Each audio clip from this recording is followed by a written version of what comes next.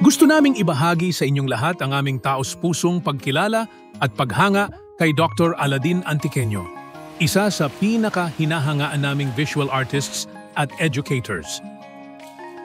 Gusto lang talaga naming magbahagi ng isang kwento ng inspirasyon mula sa isang taong matagal na naming hinahangaan, si Dr. Aladin Antiqueño. Hindi dahil sa titulo o parangal, kundi sa kanyang dedikasyon sa paghubog at pagbibigay ng kaalaman sa mga kabataan. Ang kanyang pagtuturo ay walang pinipiling antas sa lipunan o estado sa buhay. Bagkus, pinili niyang magturo ng taos-puso hanggat ang bawat mag-aaral ay tunay na natututo. Sabi nga niya, walang ipinanganak na magaling na gumuhit o magpinta. Lahat ay natututo at nagiging mahusay dahil sa sariling dedikasyon. Bakit nga ba natatangi si Dr. Aladin Antiqueño?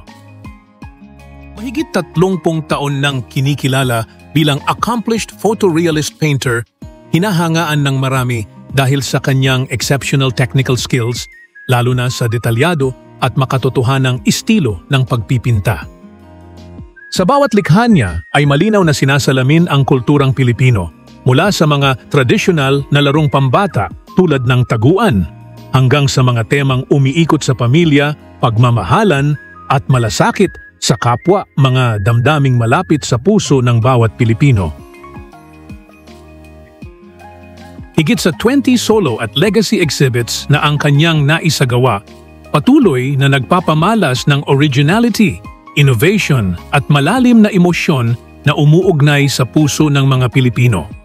Bilang co-founder at principal mentor ng GK College of Fine Arts, libo-libong estudyante na ang kanyang naturuan at naging inspirasyon mula sa kabataan hanggang sa mga seniors na patuloy niyang hinuhubog upang maging mahuhusay na artists na may pagmamahal sa sariling kultura. Siya rin ang founder ng United Fine Artists of the Philippines, UFAP, isang organisasyong naglalayong palakasin at pagkaisahin ang komunidad ng mga alagad ng sining sa Pilipinas. Pati na rin ng GK Art Gallery sa Tagaytay na nagbibigay ng plataporma para sa mga artistang Pilipino. Sa edad na 53, taglay niya ang perpektong balanse ng karanasan at enerhiya upang magsilbing tulay sa pagitan ng nakatatanda at batang henerasyon ng mga artistang Pilipino. Higit sa kanyang pagiging artist, kilala si Dr. Aladin Antiqueño sa integridad at ethical na pamantayan na kanyang isinasabuhay bilang tagapagturo at leader ng sining. Hindi lamang talento, kundi karakter ang kanyang ibinabahagi sa bawat estudyante at kasamahan sa larangan ng sining.